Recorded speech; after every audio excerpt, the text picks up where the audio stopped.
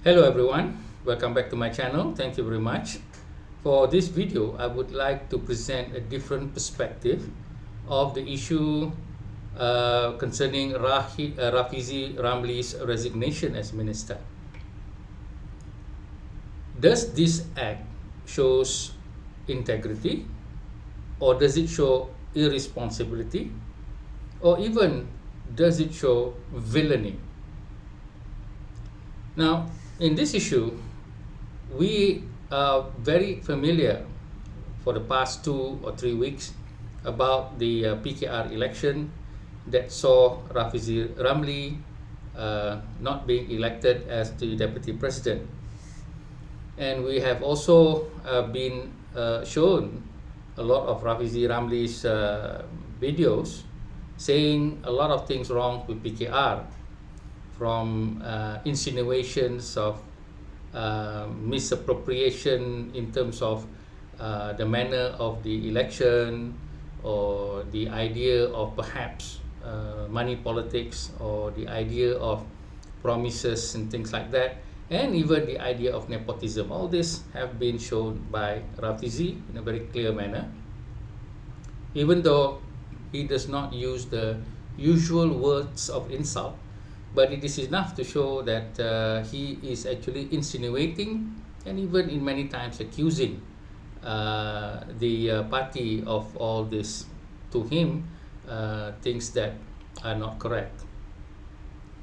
And so most of the netizens and also the rakyat are behind him, as they see him as a victim of Anwar Ibrahim and Nurul Izzah conspiracy to oust a very important member of the PKR party, which is Rafizi. Now, in this video, I will show I will discuss two opinions that will paint a different picture of this resignation. Now, I will first discuss the opinion of Yang Berhormat Abdul Karim Rahman, who holds 2 ministerial posts in Sarawak. Abdul Karim Rahman was once the vice president of Parti Pesaka Bumiputra, and he was ousted in terms of his vice presidency. And when he asked or he had offered his resignation, he's offered his opinion to resign with Abang Jo, but Abang Jo retained him in his 2 portfolios. Now, the second opinion is by a columnist from Free Malaysia Today, Mr. Yeoh Guan Jin, who expresses very strong feeling of not only irresponsibility on the part of Rafizi, but also close to being what I would term as villainy, although not to a very high level, but there seems to be some sort of mischievous attempt, or if not wicked attempt, to paint PKR, Anwar Ibrahim and Nurul Izzah in a very negative picture that would be detrimental, or is already detrimental, to the reputation of the party. And this is a different take about what most people are talking about.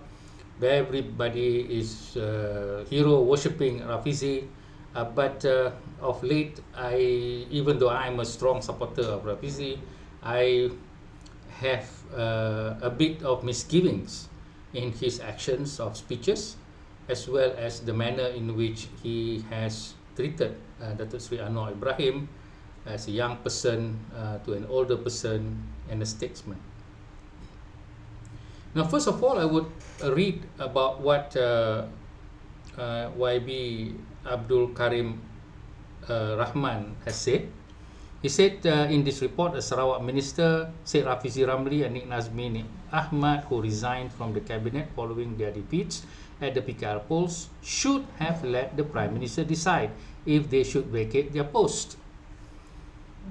So, Rafizi Ramli and Nazmi is painting a picture that while they have integrity, because if they are no longer in the PKR positions of power, then they should vacate, because this is the practice, and many people have accepted that, including myself. But YB Abdul Rahman painted a picture which is in reality the appointment of a minister is the prerogative of the Prime Minister. And in the case of YB Abdul Karim Rahman, Abang Jo as the Premier did not ask him to step down. And he has now continued, even though he is no longer Vice President of his own party. And so this is to show that it is irresponsible for you to actually resign without consulting the person who had appointed you, which is in the case of Rafizi and Nazmi, it is the Anwar Ibrahim. Both didn't ask, they just want to resign. It's fine for them to have this kind of opinion, and shows their young blood and also their so-called integrity. But there is no adab here, there is no professionalism here for you to resign without asking this permission. Of course, you have to write a letter saying that you resign, and it has to be accepted by Anwar Ibrahim. Which, by the way, Anwar Ibrahim has not said anything about accepting it or not. He's just approving their leave, as far as I know. So this shows them trying to what we call blacken the face of the Prime Minister, close to an idea of an insult rather than a professional action. So if we read further, Abdul Karim Rahman, Hamzah said, while it was within Rafizi and Nazmi's right to resign as ministers, they should have been cognizant of the fact that a ministerial post was the prerogative of the Prime Minister. So he repeated what he had said. And furthermore, he said, personally, I feel that they should have just indicated their willingness to vacate the position as ministers and let Anwar Ibrahim make the final decision on whether they should stay or not as ministers, instead of throwing in their resignation letters. Well, this is a damning statement by a practicing minister, a person who has been there for very long, and first appointment of Nik Nazmi and Rafizi shows for them to be very childish, irresponsible, and quite unprofessional to the act of being a minister. So this paints a picture which is different than the hero worship of many people onto this individual. Yes, he said that you can resign for your own integrity, but you need to seek the permission as well as the opinion of the Prime Minister. And if they had done so, then perhaps it would be a different thing. But here they are just showing off that they are young, brash, and can do whatever they want. It is stated here in February, Karim had said that he was willing to step down as the State Minister of Tourism, Creative Industry and Performing Arts, as well as State Minister of Youth, Sports and Entrepreneur Development, after he was ousted as Parti Pesaka Bumiputera Bersatu Vice President. So this is the idea that he had shown willingness to step down, but he, however, said he would leave the final decision to Premier Abang Johari Openg, who said later that there would be no reshuffle. And Anwar had said he was not looking at any reshuffle in the near future, and this should also be an indication that he probably preferred that Nik Nazmi and also Rafizi Ramli stay in their post. So I will now read the opinion of Mr. Yeoh Guan Jin, who writes for Free Malaysia Today. The title was Rafizi Ramli not entitled to just walk out. So he said, Rafizi Ramli has been the man in the news lately, but for all the wrong reasons. He is behaving like a little boy, wallowing in self-pity, looking to run into his mother's arm for comfort. Granted, he has been ousted as a number 2 man in PKR, but his response to the setback has been quite unexpected of someone whom many had thought could one day lead the nation. In fact, he had been quite self-absorbed even in the run-up to the contest that saw Nurul Izzat Anwar snatch the post of PKR Deputy President from him. So, Yo had used the word little boy wallowing in self-pity, which is something which I had really was surprised to see. It's like the Malays call merajuk or menyebal, so meaning tantrum, throwing a tantrum when something doesn't work out. And so this is a very harsh indictment of Rafizi, whom all of us, including myself, respect Rafizi very, very highly for what he has done for PKR and the nation. And to have some kind of words like this is very surprising. So he continues to say his advice to members and delegates to vote for Nurul Izzat, which he later claimed was a snide remark, showed him up to be a sore loser even before he had lost. And this is actually a true reflection. I had felt it when he said, vote for Nurul Izzat. If you don't vote, then that means Anwar Ibrahim something. I said, why are you saying something like that? People are accusing Nurul Izzat of nepotism and things like that, or Anwar of nepotism, and you have actually given all the bullets to the opposition party members. This is not an act of irresponsibility. It is close to an act of villainy. And so this is what needs to be looked at by a lot of people. His pre-election announcement that he would quit his cabinet post if he lost was yet another example of childish behavior, unexpected of a man who once charted his party's road to victory in the polls. So I was also very surprised when he said things like that. You haven't even fought and then you say things like that. That means you are expecting to lose, and in losing you would like to put the blame on somebody else. So this is something which we need to also consider.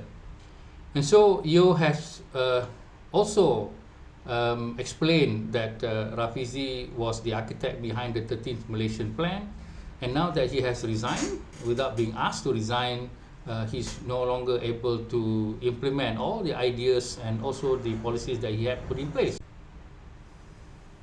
Yo had ended his article by saying that it is the Prime Minister's prerogative to appoint whoever he thinks is capable enough to a cabinet position, and that popularity within his party is not a criteria for someone's appointment as a minister.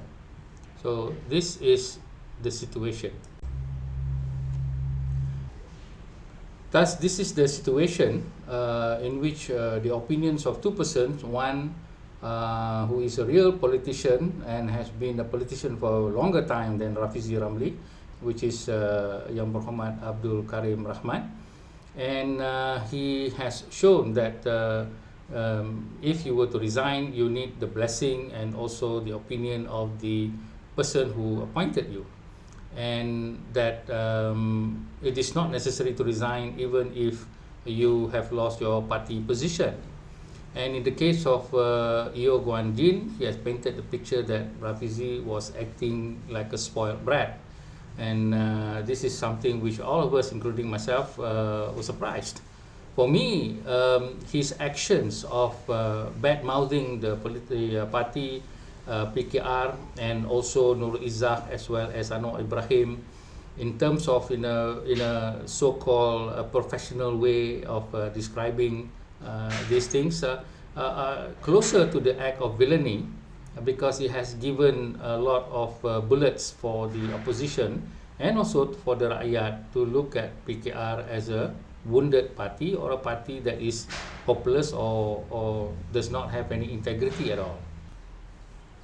Finally, I would like to say that I still believe in Rafizi Ramli and Nik Nazmi as very important personalities in politics that would chart a new direction for Malaysia, but perhaps they need a bit more wisdom and to be a bit older, as well as more patience and not to act in this brash manner. But certainly both of them are our hopes for the future, and we hope that they have also learned something from this this event or situation in which party ups and downs can come. It doesn't mean that you need to, what the Malays call meludah ke langit or membakar kelambu kerana marahkan nyamuk, so that you would be more strategic and more in a sense of thinking about the larger picture rather than nursing bruised egos as well as false reputations. With that, let's hope and pray that these two still become the hope that we have for them. Thank you. Hi everybody. If you would like to own my book and have my signature as well as a personal note from me, please follow the instruction. Thank you.